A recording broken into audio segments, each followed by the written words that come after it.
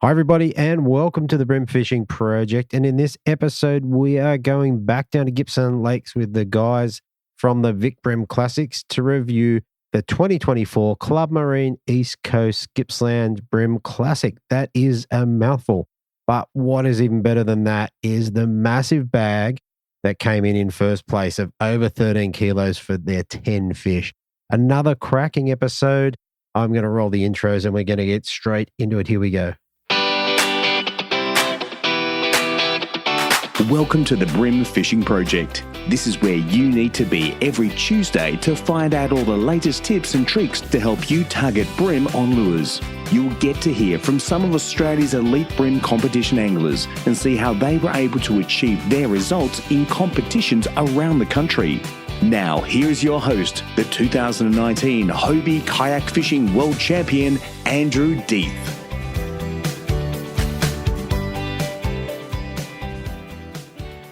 All right. As usual, there's heaps going on. The T-shirts, the tournament shirts that we're going to be putting out, they are still up for grabs. So definitely jump back onto Facebook and have a quick look at those if you're interested. And just get your orders in. It's just a pre-order, but I am going to order what people ask for rather than just do a big blanket order. So if you want one, you're going to need to jump on and register. If you can't find the link, shoot me a message on Facebook or Instagram and I will get back to you. And we'll sort you out. A couple of people have done that. I've got a couple of texts and a text with an email in it. I can take care of that for you. And in other news, look, I did notice a jump. It's only been 24 hours or so since the last week's episode came out. And I have noticed a jump on Instagram. So I did open the new account under the Bream Fishing Project. And I was looking for some people to jump on there. And you've done that. Same with, there was a couple come through on YouTube as well. Like I said, the YouTube account at the moment is just another way to listen. There's no video attached to it, but you can listen via YouTube. So sometimes that's easier for some people. Anyway, this is a great round, this one. Gippsland Lake proving to be such an unbelievable fishery at the moment. Just a couple of stats on that, just with fish averages. So obviously with a bag of 13.165 for the winners for their 10 fish, your average fish weight is 1.3 kilo, 1.31 kilos. So absolutely massive. Now I also checked the overall average. So I think if you go to the page, to the Vic Bream Classics page, they've got all the fish captures there. So if you average out just the average fish, so not the winning bag. So there was 527 fish weighed in over the 2 days at 421.05 kilos, which gives you an average of 0.0789 of a kilo. So basically 800 grams as an average fish size. It's absolutely unbelievable. Any other fishery around the country, anything over sort of 800 is going to be a kicker or very close to a kicker fish. And certainly if you caught 3 in a kayak or 5 in a boat, you're going to go close to winning a lot of comps. So absolutely stunning average.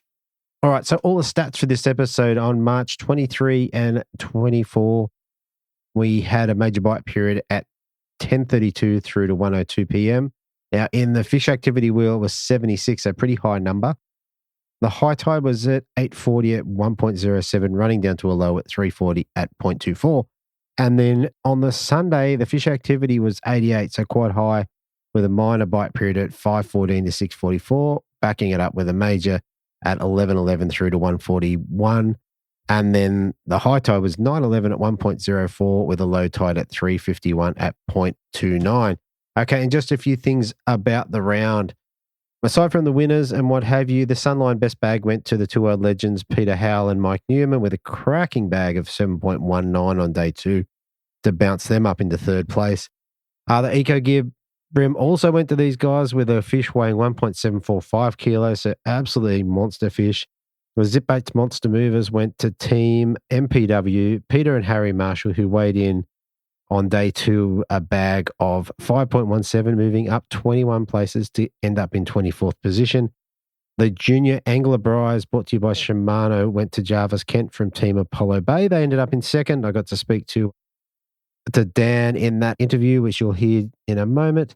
And of course, the Millero Big Flathead Prize went to Team Just Winger Chris and Jack Allwood, who caught a flathead that measured 72.57. So a pretty decent fish Pretty sure they both won a rod for that. So that's absolutely amazing. All right. So before we get into the angler interviews, we've just got 2 interviews for you today.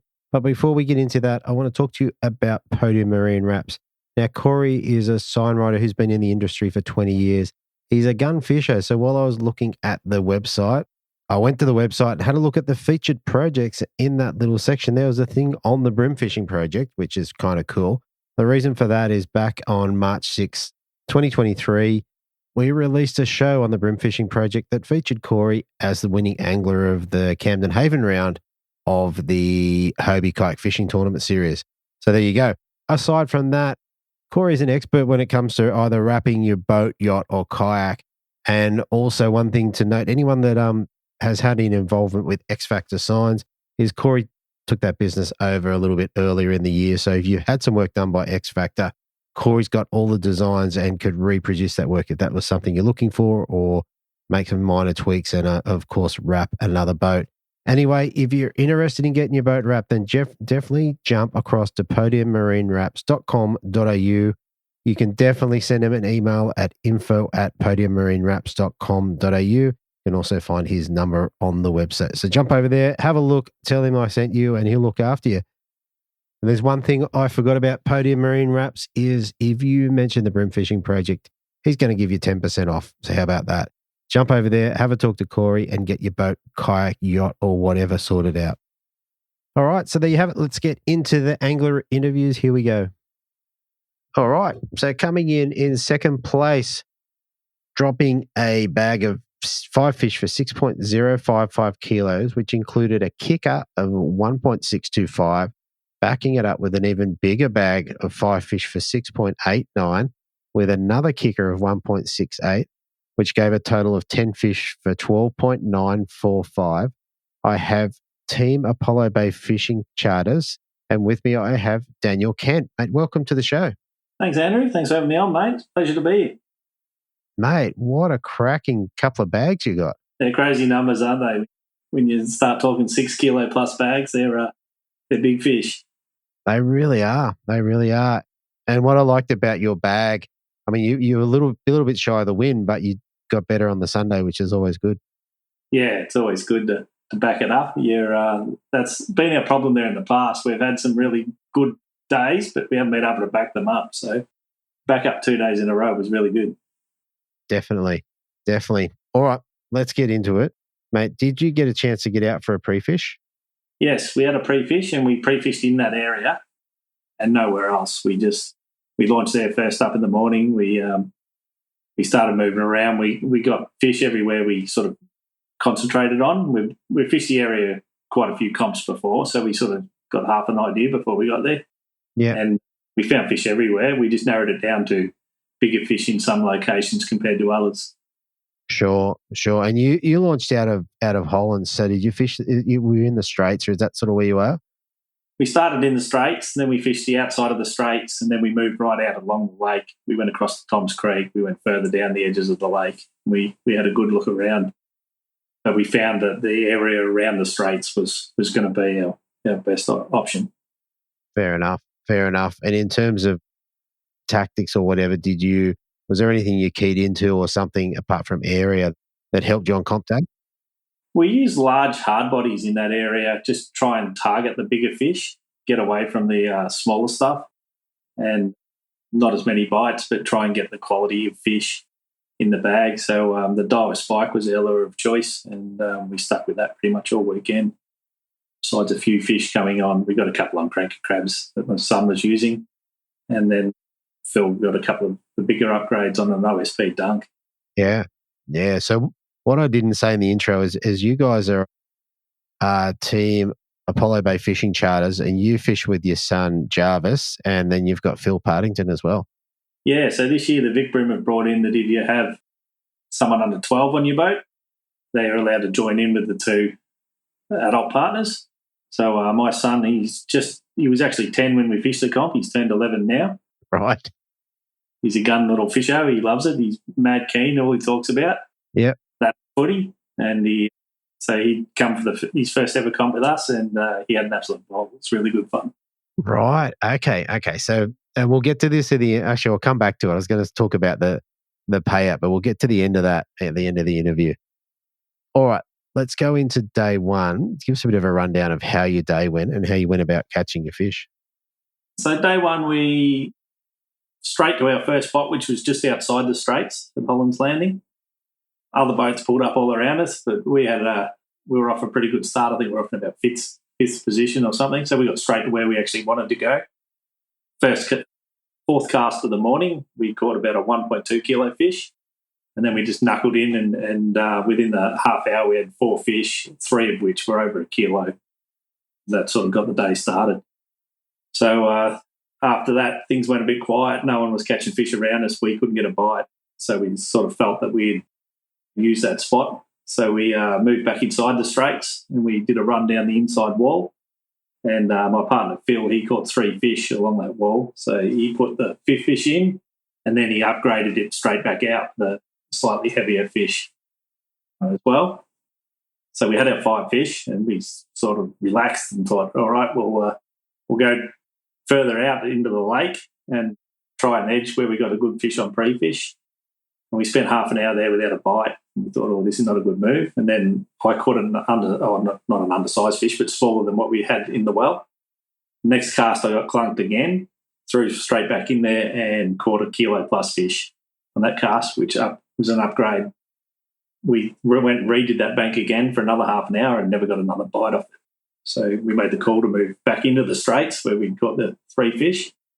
And my son Jarvis put on a cranky crab and we were fishing, Phil and I were fishing hard bodies on the edge, and he was throwing the cranky crab out just a bit wider, and he caught 3 fish in a row, right? One of which ended up in the bin. So he was pretty stoked with that. Absolutely. So you got a young fella on the back of the boat throwing his cranky crabs out and, clunked a few good ones. And all of a sudden he's like, I'm on. And then next cast, same thing. Next cast, same thing. We thought, hang on a minute. I'm going to tie the cranky crab. Well, there you go. So by the time you got to the third one, was he letting you know how he was going? He was, yeah. He's a chirpy little fella too. He doesn't mind telling you when he's going all right. So fair enough. He was giving it to us. Fair enough. So you've got a couple on cranky crab and the diver spikes were doing the damage for you? Yeah. So then Phil stuck with the diver spike and he kept throwing that along the edges. And he, right there at the end of the day, in that spot, he went clunk and he caught the big, I think it was 1.62 kilo fish, which was our kicker fish for the day. And that really cemented our bag. Yeah, that's a great fish. So when you say you're fishing the edges, are you guys casting really tight to the edge and cranking them back, or? Yeah, we got the boat in close to the edge and we're actually casting right up along the edge up into the current and winding it back with the current. Yeah. We were ticking over a few fish here and there, most of which weren't helping our bag because we needed sort of a 1.1 plus kilo fish to put it in the bin. And then, Phil caught that big fish and, that really made our day. Earlier in the day, we had lost a big fish that actually would have helped us again, but unfortunately it took us into a snag, and after trying to unstitch it for about 10 minutes we found out that it had snapped us off and it wasn't on the end of the line anymore. It wasn't attached. Was the lure still on the line? No, the lure was gone. It was gone as well. Oh, no good. All right. In terms of when you're fishing down there, what sort of lines and leaders are you running? So I use braided line. I use 9-pound Yamatoyo PE resin sheller. I run 6-pound Yamatoyo Chinu Harris fluorocarbon leader. Sure. And then we won the crab rod that we were using was actually straight through 3-pound. Wow. Fluorocarbon. Okay, and what were you throwing on that? Was that with crabs or were you throwing up? That was for the cranky crab. I set that up for my son Jarvis. He'd just so he doesn't have to tie leaders all day. He can tie a good knot, but he can't tie the braid to lead a knot. So he just had the straight through, and if he snapped off, he can just retie his own lure, and we could keep fishing. Well, there you go. So I want to say, come on, Jarvis, mate. I know you're probably having a listen, and time to learn to tie FGs or whatever your dad ties. Yeah, we tie FGs, but he's not quite there yet. He'll get there. All right. So, mate, you ended up with, what do we say, 6.055. Where'd that have you overnight? We're in 5th place overnight. Yeah. So So we were pretty happy with that. We knew that we were on the right grade of fish, we're in the right area. We just had to back it up on day 2, which was a nervous sleep that night because you never know that the same fish are going to be there again the next day. That's right. That's right. And it's like, yeah. So you come out on day 2 and you've got upgraded again. You've gone just a little bit more, and you weren't that far shy of the win. No. So we did the exact same program on day 2. First spot was first spot again. Instead of the 4 fish that we got the first day, we got our 5 fish. Nice. We had 3 really good fish in there. Then we moved on and we just upgraded as the day went on, and the exact same thing right at the end of the day. Bill smashed another monster, and it was a bit bigger this time. I think it was 1.68 kilo fish. He got that on an OSP dunk, fishing off the edge. And I was catching numbers. I think I got 6 fish or something on the crab in a row. Wow. One of which would have helped us, and we got it right to the net and it come off, just let go. Oh. But then Phil then clunked the big one, and that would have upgraded it out anyway. So in the end of the day, it didn't cost us anyway, that fish. That's a good thing. Yeah. So if you're fishing the banks area, are you able to cast a crab right in tight, or do you have to sit it wider to actually fish it? You can. It's sort of for about half a metre off the bank, it's only a foot deep, and then it drops off straight away. And we're fishing it on that drop off. So we're casting within a metre of the bank, but it's dropping down to sort of 2 metres deep straight away. Okay. And obviously with the crab, you're going to drag it off that edge and they'll hit it on the way down, I take it? There's a fast current, so it sort of hits the bottom and it doesn't sit there. It keeps bouncing. And as long as you keep a tight line, it's just like using bait. You just feel them nip, nip, nip, nip, nip. Lift up, you got weight, you're on. Yeah. Okay. And with the crabs, olive crab?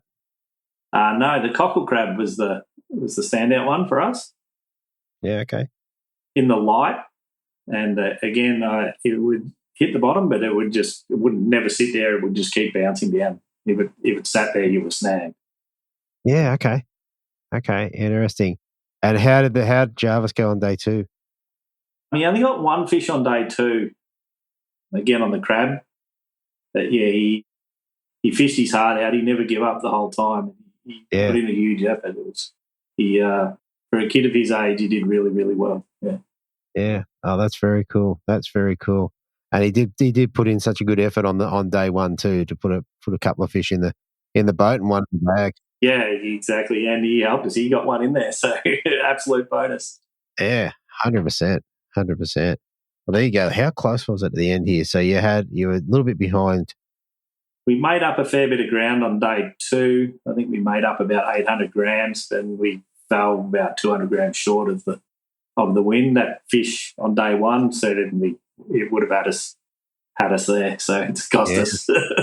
Wow. And these comps are like that every time. There's always that story, one fish that got away, and you just can't afford against these guys that are so good, especially Dan Mackerel, Declan Betts. They're at the top every time, and if you lose a fish against these guys, you're just going backwards. So that's it, and it's often the guy that wins.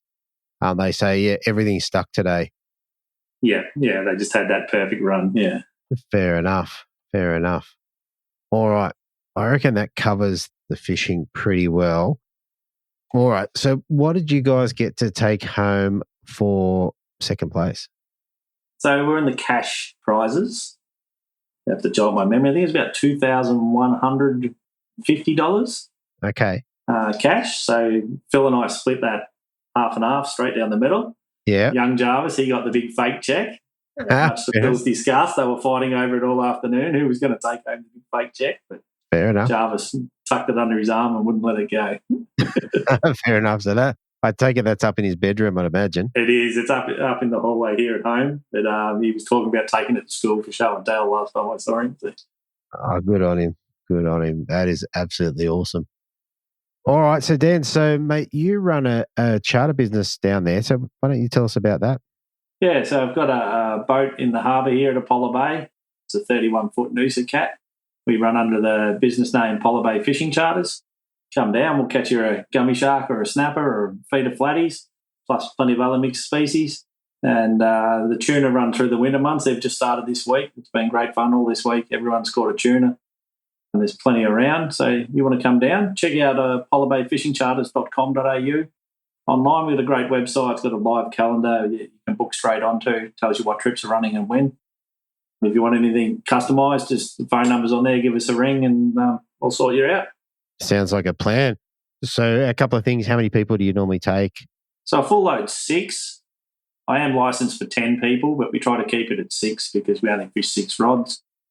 But if you've got a bucks party or a bigger group work function or something like that, we can put 10 on, but we'll only put the 6 rods in the water. But a normal day, I'll just book out the 6 spots and go from there. Yeah. And mate, we spoke earlier that the tuna are starting to come in now. What sort of size can people expect as a sort of average? So at the moment and the start of every year, which is sort of around that Anzac Day weekend, which is right now, they're school fish. So they're sort of between that 10 to 20 kilo range. The average one's sort of 12 to 15 kilos. But there's big numbers, so you tend to get a lot of fish each day. And then in a month or so time, they tend to thin out, and then we get the run of bigger fish, the big barrels. They're 100 kilo plus. They can be anywhere from 60 kilos to 130 kilos. Wow. And last year we got quite a few of those through the season too. Oh, that's very exciting. That's very exciting.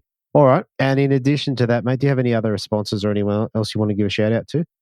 No, that's it. Just to my fishing partner, Phil, who's been fishing with me for plenty of years, and we always have a good time together. And as you know, it can get pretty testing at times in those tournaments when things aren't going right, but we always tend to get along, and we've had a ball doing it over the years, and we'll continue to do it into the future. Sounds like a plan. All right, mate. That is fantastic. Thanks for coming on, and congratulations to the three of you, and we'll talk to you again hopefully later in the season. Not a problem. Thanks, Andrew. Thanks for having us on. No worries. All right, fishing.com.au, your one-stop Bream lure and tackle shop. Pick up the latest Bream tackle, including Muscle Vibes, Cranker Crabs, OSP bent minnows, Z-Man plastics, Eco Gear lures, and Daiwa rods, reels, and tackle. Same-day shipping. Shop where the world champion, the Australian champion, and the current ABT champion shops. Fishing.com.au, online or in-store at shop 18/29 Kiora Road, Miranda. All right, so every week as I do these ads for Adam, I do jump on his website and have a look, and it's always great to see what's going on. Now, as we cruise into winter, there's definitely a theme on the page here. We've got Cranker Crabs in light and heavy, so obviously, let's just say predominantly deeper water lures. Then you've got the Outback Bremer Baits mussels, which includes the clicker and what have you, and the 41mm upgrader. So definitely jump across there and grab those. As we get into winter, I think it's definitely a great time. And the last thing I want to draw your attention to is the Fishcraft Dr. Flex 90mm. So it's just like a soft plastic bent minnow. Got a titanium internal structure to keep its shape and what have you, but I think this is going to come into its own at some point. Just the way this thing hits the water, it's just a little bit different to the other one, giving you an alternative. So probably not better or worse, but definitely something different. So jump on that at fishing.com.au. All right, so coming in first place, there's a couple of guys that are no stranger to the Bream Fishing Project. They dropped a huge bag on the Saturday of 7.175 kilos, backed it up with 5 fish for 5.99, giving them 10 fish for 1.165 kilos. I've got Dan Mackerel and Declan Betts. Welcome back to the show, guys. Evening, Andrew. Cheers. Thanks for having us. Mate, here we are. Here we are again. Mate, another cracking bag out of Gippsland Lake, and you guys on top. Well, we'll certainly take it. It's fishing big these days, so it's go hard or go home in that place. There's no doubt. Yeah, I mean, it's after that 7 kilo bag on the Saturday. I think on Facebook we were like, can you crack 14 kilos? I think maybe obviously not this comp, but coming. I think it's on the way. Oh, it's absolutely coming. Like I think, looking back in hindsight, a day one bag could have been substantially better with probably 2 or 3 more fish we had on that probably would have gone in that bag if things had really stuck. So, wow, yeah, wow, that's exciting. Exciting for the sport and exciting, obviously, for that area.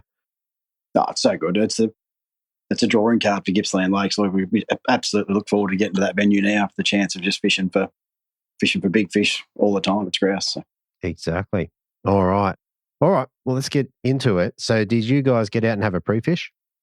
Yeah, we did actually. We sort of worked out probably in our favour in the end. We sort of had a really good pre-fish. Like the straits that we normally like to fish were flowing really hard, and we fished that for an hour and a half, I think, in the morning, and it was pretty slow. So we thought we'd go and venture to some of the areas we'd known sort of outside the straits, fishing some, just smaller snags, flats and bits and pieces. And we actually had a really good pre-fish outside. Like we probably had 2 or 3 bags of fish over 5.5, 6 kilo from the outside of the straits. So wow.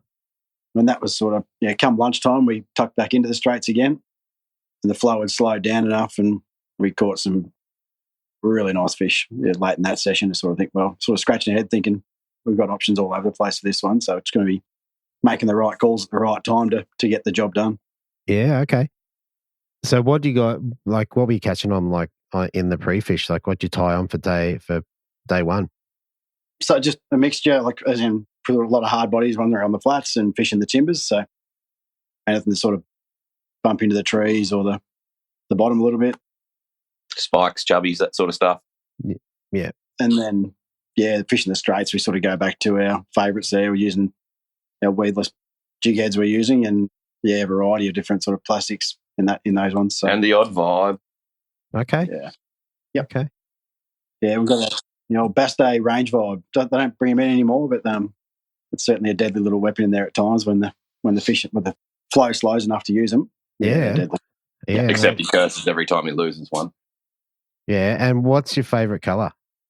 Funnily enough, I absolutely hate using gold anywhere else that I fish, but in the straits, it's the first colour I tie on. Wow. Okay. And also, the reason I asked is I used to use, there was a grey one. And I don't know why, but it used to catch. Yep. It does. Well, it did. Yeah, I had days with that thing too. We all did, I think. I've got a few of those locked in a glass cabinet in my tackle bag. Like break in case of emergency, trying to deal with it. So, one of the most uniquely attributable fish catching little units I think we ever, in the vibe range, just separated itself somehow. Yeah, I have to agree. And the black gold that you see you don't like, it actually works pretty well up here. So, or the gold one. So, there you go. All right. So, day one, I think, did you guys left from Holland, I guess? We did leave from Holland. We were lucky enough to take off first. So, bit of a story to that one. We had a little spot we'd sort of earmarked. We wanted to go and fish outside the straits. Like we'd fished, I think, we pulled up there about 11:30 on pre-fish. I think we had probably half a dozen casts, 3 fish, probably 1.2 kilo or better. Wow. Just in a basketball sort of court size area. Yeah. We thought, we'll sort of sneak around there. Betsy's on the helm, and the term we've used after that is overshot the runway. He sort of went past it by about 100 metres. So, funnily enough, Kenty and Phil and young Jarvis must have been on the money as well. Pulled straight in there. I think their first 2 casts yielded like a 1.4 and another kilo fish or something. So we're like, oh damn it! So it was a funny little start to the morning. We're sort of pushing around trying to work into where we wanted to get to, and. And then Owen Pearce and Steve Wheeler were fishing, and we sort of drifted down towards them near the point, and Owen was heard to say, you guys just want to get back in and go to the straits and fish what you like doing anyway. And I just looked down and went, he's probably right. That's what we did. Fair enough. So you went back up in the straits. Okay. Yeah, we went back in the straits, and honestly, like that's the beauty of Holland's Landing. Like the flow in there on pre-fish morning, you couldn't get out and jog faster than it. It was really galloping along. So to get back in there after probably 40 minutes on the first morning and the flow had eased, it was actually just perfect, really. I think he's saying we're slow and old, but anyway. Well, definitely slow and old. But so we got back in there. Flow was pretty much how we like it, like enough movement just to sort of keep things pushing along, and it didn't take long for things to fire up. Honestly, it was a pretty special day one. If we didn't land 60 plus fish for the day between us. Of all shapes and sizes. Yeah. It was, we couldn't do much wrong, to be honest. So. Wow. So one question on the 60 fish, how many are sort of at over a kilo mark? Well, we had a bit of a joke at one stage and said we're both well over 6 kilo each for our bag. Possibly maybe 5 bags of 5 kilo. I don't know. It was pretty laughable, to be honest. Yeah, 35 foot has become a little bit like, it's a nice fish. And that's about all you say, and you kind of move on. Had a little bit of rage sort of building up. We actually, for the first time, we haven't been able to use cull tags over there. Yeah. So it was actually an absolute nightmare trying to work out which fish were upgrading through the day. It was, I don't know, I actually felt like it was a lot worse off for the fish, like you're sort of pulling fish in and out a lot more. You can't identify which one goes in out next. Like there's just, you'll look at the same fish 3 or 4 times, like over the course of an hour, because you just like, you don't know. Like, whereas when you had identification with the cull tags, you went, that one, pull it out, throw it back, done. So that was, that sort of threw another element into the sort of upgrading that we sort of hadn't experienced for a while. We thought we had it pretty well dialed in with the little floating cull tags with very light wire sort of go through the lip, similar to sort of hook piercing. And that was sort of, we would sort of Saturday was polite. Sunday's another story, so we'll get to that on Sunday. Fair enough. Yeah. All right. So what did you get them on? How'd you get them? To be honest, most of the fish were just on the floating, any sort of buoyant plastic you could fish tight to the bottom in the snags, keep it in the snags for as long as you can. Yep. And the key is like it's a tricky one. It's sort of like, you know what they do, pat your head and rub your stomach at the same time, I suppose. It's the flow's going that hard. You kind of got to guess where you sort of sit and you feel for the snag and sort of stay in there for as long as you can. Yep. And then obviously once you get bit, the next part's obviously extracting them and making sure they're out before you get destroyed. So yeah, okay. To do that, what sort of, with the flow like that, what sort of hooks and weights are you running? Yeah, well, for me, it's the Gamakatsu EWG hook. I think I sort of spoke to you last time about. I think they call it like a Cheburashka head. Mm-hmm. You've got to be careful what you're Google searching because I think some funny looking little toys and dolls come up from time to time. But it's like you can pick the weight of the head you want to attach to your sort of BYO hook, and I just use those, the Gamma EWGs. They're very thin, so they obviously hook penetration's fantastic, and you can sort of pick what weight you want to match the flow on a given day as well. So yeah, okay, yeah, cool. All right, so you caught a bunch of fish. Did you lose any? Oh, you must have lost some. You said you had some on, and you would have had more than 7 kilos. So yeah, and look, that's the beauty of it. Well, not the beauty of it, I suppose. The percentages when you're fishing the weedless hooks, like you don't get that hook up that you do with the exposed one. So you're missing fish from time to time, but the amount of bites or the extra opportunities you're getting at fish, it certainly the pros and cons are there. Well and truly in your favour there. We did, You want to be in the zone for as long as possible, and they allow you to do that, whereas an open jig head would just drive you mental. So yeah, you take the good, the bad. You're going to get some beautiful bites that you should hook up every day of the week and they just miss, and then others that, for whatever reason, don't quite penetrate as they should. But we laid on, like most of the really big fish, you seem to hook them, they come to the surface straight away. Like we're putting that much pressure on them, it sort of brings them up, and the really big ones come up and you get a good look at them and then they sort of charge back down. You got to try and wrestle them back. So we certainly laid eyes and we reckon probably 3 fish that potentially should have gone into that bag of fish at the end of the day. So, but that's, fishing Holland's Landing in the circumstances, you got to expect that. So, yeah. And then you have the good days where you have multiple opportunities and it doesn't matter so much. And then you have the other days where you only get 5, 6, 7, 8 bites and you've got to try and stick them all. Like it just varies so much. Yeah. Absolutely. Now, the interesting thing about, I'm looking through the scorecard, is you guys didn't weigh in a big fish. So no, I mucked up there a little bit. We had one in there that was probably 1.6 something. Yeah, we couldn't quite tell. Our scales were all out. But Paul had already dropped a 1.74. Dropped a 1.7 on there, and so we're pretty sure that it probably wasn't. Yeah. But, fair enough. All right, so. Clearly on day one, you guys are in first place. What was the margin? Looks like you had a little bit on the field. 500, was it? Not sure. It's never enough, though. You're never comfortable in that place. No. No, not enough, but still good. A 500-gram lead. Yeah. That's a good place to be. It's always handier to have it in your back pocket than not and trying to find it. So yeah, absolutely. All right, so moving into day 2. How was day 2? Was it the same sort of day, or tell us how that went? Yeah, no, it was definitely a different start. Yeah, we scrapped overshooting the runway and we went straight back to just doing what we were doing. Just went to where you should go? Yeah, in theory. Correct. The only change to that was the flow was back to its raging best at the start of day 2. So yeah, I reckon the first 500 metres bank or so, I was like, don't feel good, don't feel right, doesn't. And then I think Dan hooked one maybe, and I think we landed and we thought, oh, okay, there's still fish here, but it still felt, like the water had turned over a bit as it does in that place. And you just sort of knew that it wasn't going to be a walk in the park. Like the numbers weren't there and they weren't on. And it subsequently proved to be pretty much that way all day. It's just that we sort of clued into about three pieces of real estate that were probably 100 and something metres long either way, and we pretty much worked them over consistently. We tried other things in between times, but if you actually went back over it and said we caught fish there, and pretty much on those stretches, and they were the ones that made the bag what it was. So it was much more challenging, and weren't quite sure whether you had enough by the end of it all, but we put it all out there and did what we could.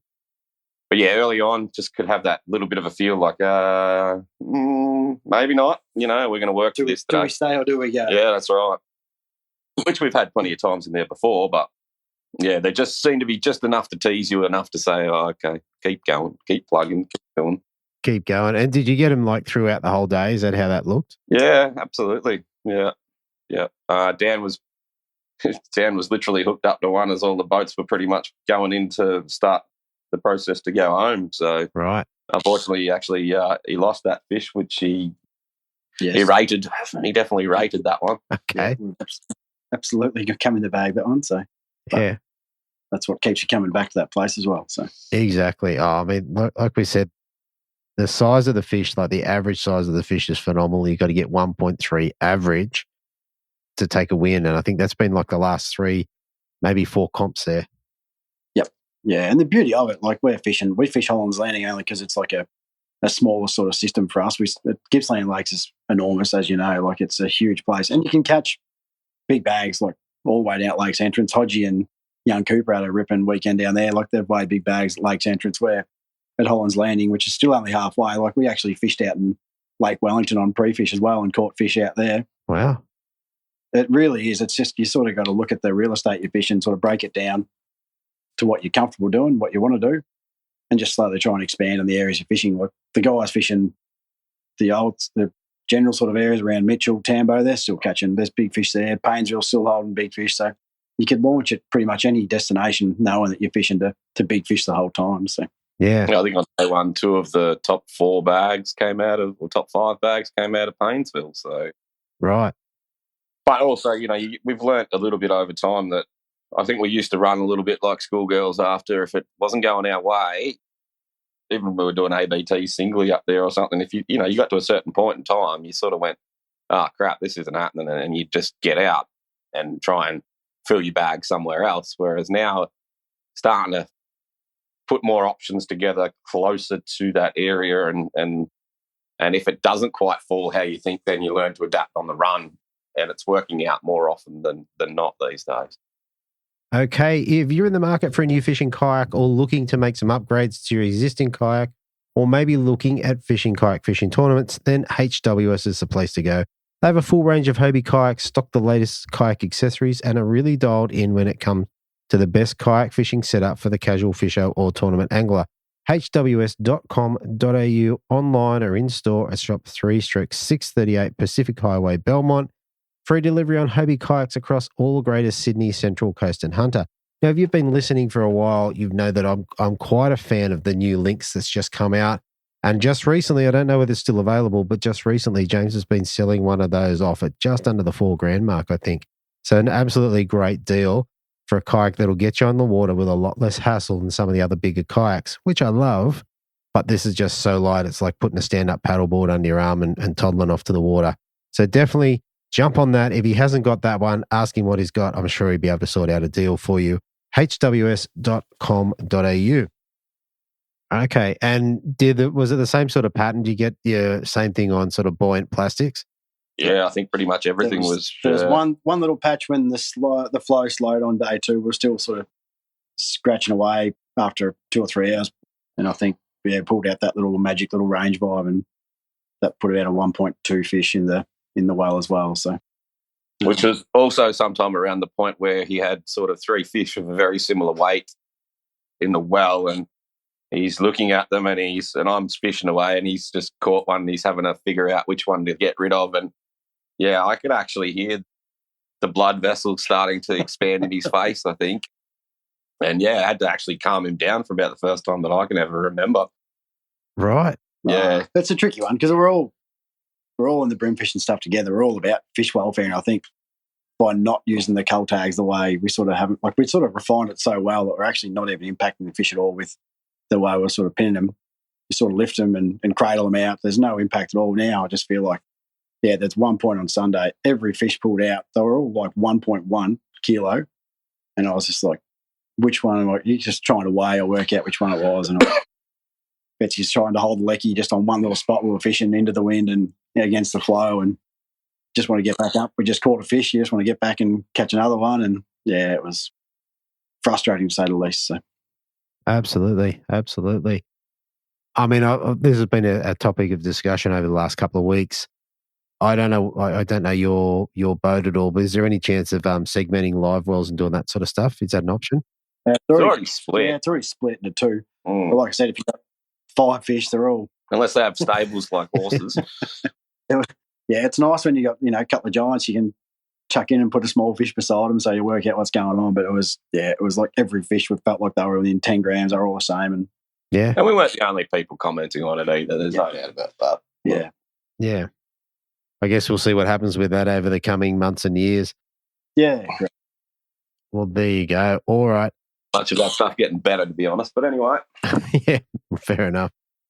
But we'd be more than happy to take people out and, as in the fisheries, all those sort of guys as well, and sort of show them the ways we sort of go about the welfare. We've always looked after the fish as best we can. So yeah. And I mean, you're allowed to go out and kill 10 fish per day as a bait fisherman in Victoria. I mean, what's the problem with trying to actually allow 5 of them? We did joke about putting 5 Tiagra 50 wides with live baits out the back, just with a big circle up through the back of these bream, just to keep them there legally. But that's a story for another day, I suppose, as well. So yeah, and look, maybe you do your point of actually taking fisheries out and showing them how you do it. Yeah, and then potentially putting together a protocol, a best practice thing. Yep. So that the broader community can do the best. And look, we've seen it many a time. Like we do. The broader community doesn't actually care. There's going to be a very small minority of people that are going to be lobbying for this type of stuff, and that is all. Yeah. As most things. We've got the little trout triangle down here with the lakes, and I've seen it so many times. We catch a lot of the Chinook salmon. You'll catch them from sort of larger depths. You bring them up.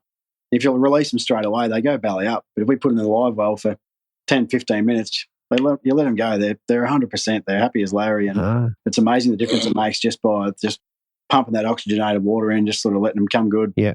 Without just over. Like it's same with small trout. People handle the living daylights out of them, and then the next thing they wonder why they keel over when they go back in the water. Then they're not a very resilient fish. Yeah. Whereas bream are actually quite hardy, and like we all make our share of mistakes, but we like to think that we actually give a damn about what we're doing and try and make it better. And and make our practices better. And I just gets a bit frustrating anyway. But yeah. Well, like I said, we'll see what happens over the coming months and years to see if that. I assume it's probably not going to go back, so we'll see what happens. No, I wouldn't think so. But yeah, it'd be. Oh, look, some smart cookie might think out of the box and come up with something else. I've been tinkering with a few ideas, but we'll see. Yeah. Otherwise, you'll have to go to stables, mate, and put names on them and stuff. Yeah, well, I actually thought about like knitting little vests for them, like crocheted little vests. So you could just have a little cradle and then you go, it's that one in the, in the fluoro pink. He's the smallest. Well, maybe we just go back to fin clipping that they do for the trout release. Just so they identify the year class, we could just start clipping. Yeah, I'm all for seeing Betsy do some crocheting. I want to see that. Oh, no, I know people who can crochet. It won't be me, that's for sure. What about the old line marking spray from Bunnings? That comes we have talked about highlight 5 different colours and stuff. Yeah. Mm-hmm. Fair enough. All right, so with your day 2, so slightly smaller bag, obviously different conditions. If you had to run it again, would you do anything different? Not really. We certainly had the opportunities to be better, like as in we had the fish on to probably shut the gate, to be honest. So we sort of Yeah, we felt like we left the gate open a little bit when we got home. We didn't have any. We knew 3 fish were of a similar size and 2 better ones, so we weren't sort of really that sure of what we actually had. And yeah, so when we heard Kenty had dropped, what he dropped, we went, "Ooh, geez, that's going to make it interesting." But I don't know. Personally, if I look back over it, I would say there was a few things pointing us to probably push outside a bit more on that particular day, and maybe we were just a bit stubborn and had just enough going for us to continue to do what we were doing, if that's with the benefit of hindsight. And yeah, but we stuck to our guns and we did what we did enough. So I guess it's all fine when it works out the right way. But yeah, like you said, hindsight. The benefit of hindsight does make it easy, but yeah, I guess formulating. Well, normally the Hollands, you're sort of jostling for spots in the Straits. You're sort of rotating banks because it's pretty popular in there. But it really wasn't. There was probably a dozen boats that launched out of Holland. 15, I reckon, 15. launched. And I think 3. Yeah, there was 3 or 4. 3 that we saw fish the Straits the whole time. Other than us, yeah. Okay. Well, there you go. So there's plenty happening outside. And look, we saw it on pre-fish. Like there was some very nice fish to be caught out there. Yeah. So, yeah. And that's hence why I say it probably wasn't fishing as good as it really could. Like the Straits itself was still pretty up and down. Fair enough. All right. I reckon that covers the fishing. What did you guys get to take home for first place in this one? $1 million. Yes. Yeah. just shy of that. So it was just. And you just split it? $3.5 grand split. Yep. Wow. Nice. So that was a nice little check. So I actually got a fake check to come over this one. Billy Boy stepped up this year with his buddy. He's having a red hot crack, which is great to see. He's got a whole heap of new sponsors on board and he's really having a go, which is, got everyone up and about. And we won a bloody giant meat pack on Friday night. Yes. We were very, very popular winners of that one. I think one of the new sponsors jumped on board and that was, we got the esky. That was probably about $800 worth of meat, which we've got, crying. Still chewing through. Still going to be chewing through for a long time. How good is that? Yeah, it's a pretty awesome prize. Yeah. That's just in the random draw on the Friday night. So, yeah. Yeah, that's very cool. Yeah, like you said, Billy's done a whole lot for this, or with the sponsors, including the Miller rods, mate. It's a jag. We never saw a flat eater all weekend. No, we were definitely out of the running for that game. Oh, come on! There's no flatheads hanging in the snags. I haven't seen them for a couple of years down the Straits. I reckon I've caught 2 in the time that I've ever fished the Straits, inside the Straits. Yeah. Fair enough. Oh, taking the wind's pretty good. If it was an estuary perch, we might be a chance. We caught plenty of perch over the weekend, which is good to see. Yeah. They're pretty healthy in there. Yeah. Very cool. Very cool. All right, guys. So before we head off, is there anyone you want to give a shout out to? Yeah, I can go first to that one. Obviously, thanks to Betsy. You just got back from fishing about 54 days straight at Tasmania. Come back home and we sailed straight off to Gippsland Lake. So I was home for 12 hours. Yeah. It was a quick home for a nap. Quick turnaround. He's fished all of the Apple Isle and then he got to come back and taste the best. Come home to the big fish. The big stuff at Gippy Lake. So that was pretty impressive and it turned it on. So thanks to Bill for running a great tournament. Obviously, Liz here looking after the home and the kids, boys here to let me get away for the weekend, which was very nice. But yeah, Frogley's offshore have really looked after me for a long time now. And look, we go and fish the Holland Straits and we're fishing, we're up and we're not using brim gear, we're bumping it up and we're on 252s and 301 Samurais. Just got to bump it up to pull them out. So it's different fishing. Most sort of comps I'll go to, I'll pack about 5 or 6 rods. If you're going to Gippsland Lakes now, you're sort of taking 10 or 11 to try and work out which way you're going to be fishing and what you're doing. So okay, up in the leaders and just trying to refine these jig heads has been a bit of fun in itself too, but it's certainly paying dividends. So yeah, very cool. Yeah, I'd like to thank Dan as well. He's actually pretty good company, believe it or not. And he can fish, so what else can you ask for, really?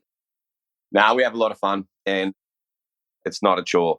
That's the big component for us when we go fishing. It's like, well, if we get angry, it lasts for about 5 minutes, and then we're done and we move on. So that relationship's, pretty cool in that respect. And yeah, Billy has done a good job of really stepping up his comps, and we have some good housemates with the Paul and Alex and Brad and his son, Brad Hodges and his son Coops, and that always makes it sort of interesting and just enjoyable to have good people to hang around with when we go there. And look, the whole social scene is pretty much as important as it gets. Like the people that you meet, the conversations that you have across the weekend, and that's most of the fun, like the results are good and all that sort of stuff. And don't go there not trying to win, but you go there to have a good time first and foremost. So I think that's the thing that people lose sight a little bit of in competition fishing, to be honest.